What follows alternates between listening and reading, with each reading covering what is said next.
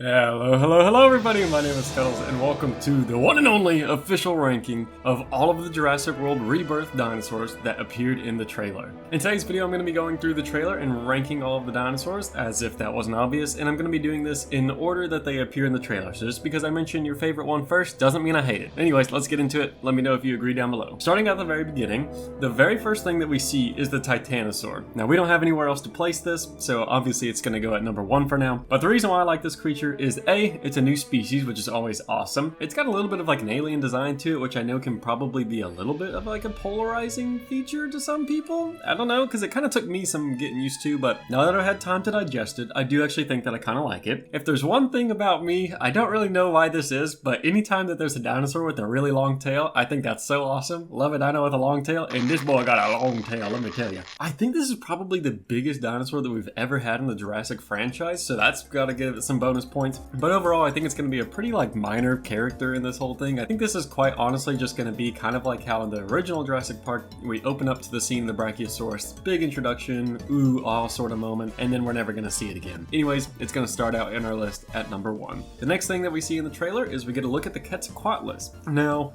maybe this is just me, but I prefer the design that we got to see from the Dominion movie. This is going to be a huge terror in the sky. It's a massive creature with some really cool scenes in this like Aztec sort of temple. I don't actually know what type of temple this is. Maybe I can figure that out. But either way, you can kind of tell that this is going to be a pretty large, dangerous creature that's going to be kind of posing a bit of a threat to our main characters and everything. It's going to have some cool scenes, but because I'm honestly not that big a fan of the design of it, that's going to knock some points in my book, and that's going to place it at our current number 2. The next creature that we get a glimpse at is this raptor in this like frozen stasis chamber maybe. I'm not exactly sure what this thing is, but overall you can see that we've got the raptor, and these guys are rumored to be very dangerous again, which excites me. I really like that about it. It's got a simple design, but a nice design. It's one of our classic... Oh, what's going on here?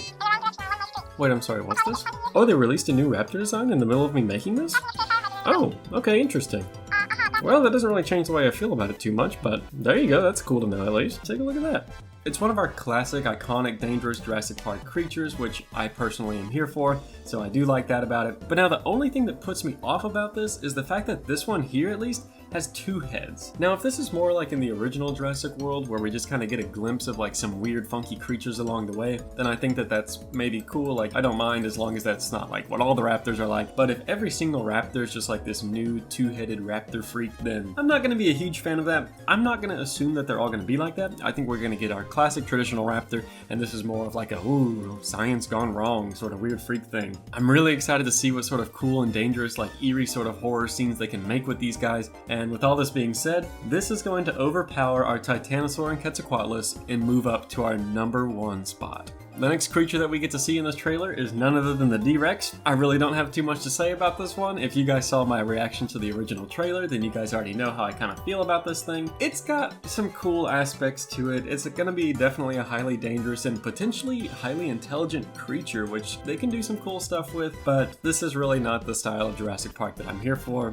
so I think you guys can already guess that this is going to be at the bottom of my list. The next thing that we get to take a quick look at in this trailer is a brief glimpse of Dilophosaurus. Once again, this is a pretty simple, small, little carnivorous creature, but the Dilo's got a lot of like history in the Jurassic Park books and movies and everything, and it's a really cool creature. Only thing with it is this is like a pretty small, insignificant sort of character. I don't think that we're going to really get too much time with it. Now, I might just be speculating, but something that I do find pretty cool about this shot here is that in the background you can see a lot of mist, and where there's a lot of mist, there's a lot of water. Now, I don't know if this is just because we're in the tropics and there's just going to be mist everywhere, or maybe, potentially, we're on this sandy bank right here, and right behind this vegetation line is actually the river, and we are going to get that sort of Jurassic Park T-Rex scene that we got from the original novel, where the Rex is like chasing the raft down the river, and there's the Dilos like hooting on the shorelines and stuff like that. It's been ages, it's been like literally years since I've read that book, so forgive me if I get some of those details wrong, but there's a really cool scene in that book. If you haven't read it, I highly recommend going and reading the original novel. Overall, this is going to be a pretty simple creature with probably not too much screen time, but I do like the design of it. For all these reasons, I'm going to go ahead and make this number 4 on our list. Just as a quick recap, our current standing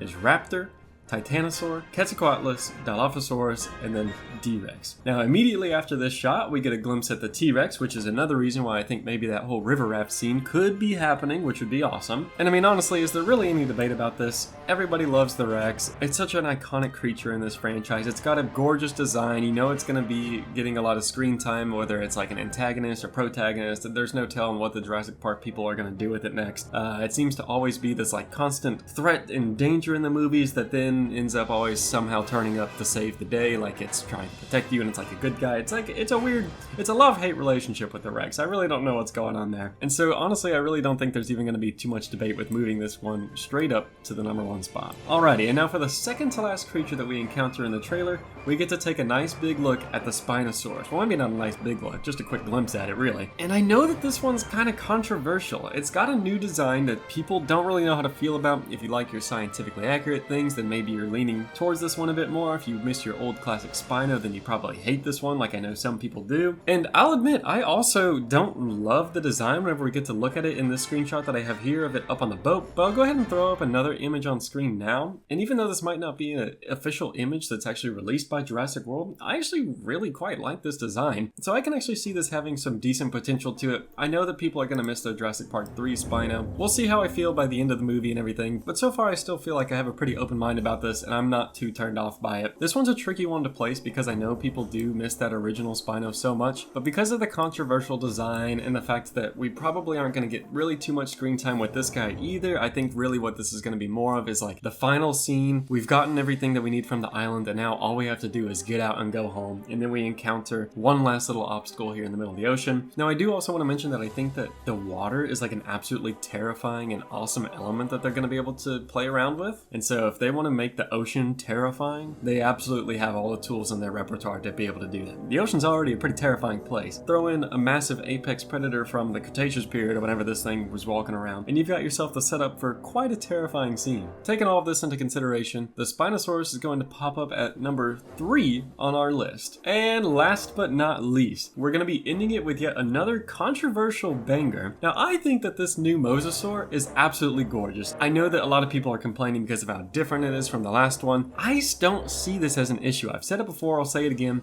I think that the Jurassic Park franchise has such an easy cop-out for changing their designs to be more scientifically accurate, because literally all you have to do is just say that as technology progresses and time goes on, we're able to acquire more DNA from the past. Therefore, as time goes on, our creatures slowly build up a more complete genome and therefore become more scientifically accurate. So I don't really see the issue with getting more accurate. I see an issue with devolving, if that makes sense. And the absolutely gargantuous Mosasaur from the original Jurassic World, while it was cool, there's just something about this one that really, really drives home with me. And so it's gonna rank very highly on my list. Okay, so now the big moment of truth. Where is this gonna go to finalize our list? I've gone back and forth between this so much. I feel like it's honestly a little bit of a toss-up because I just love this one so much. But because it's got a beautiful design, because the water is terrifying, because it's highly dangerous, you know it's gonna be ranking high on my list. Only question is it going to overthrow the Rex? I've given it lots of thought, and as much as I want to do it,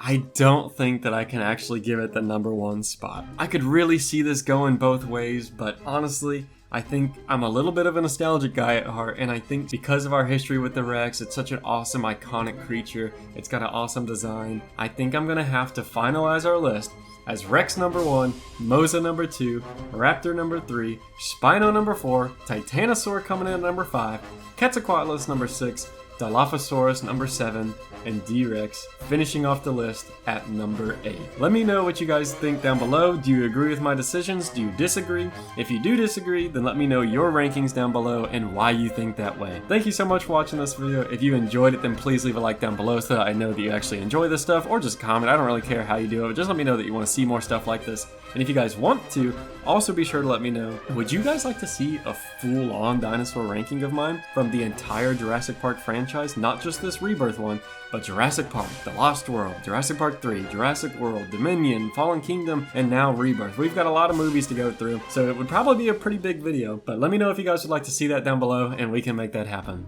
Anyways, thank you guys so much once again for watching this video, and until next time, I'll see you later.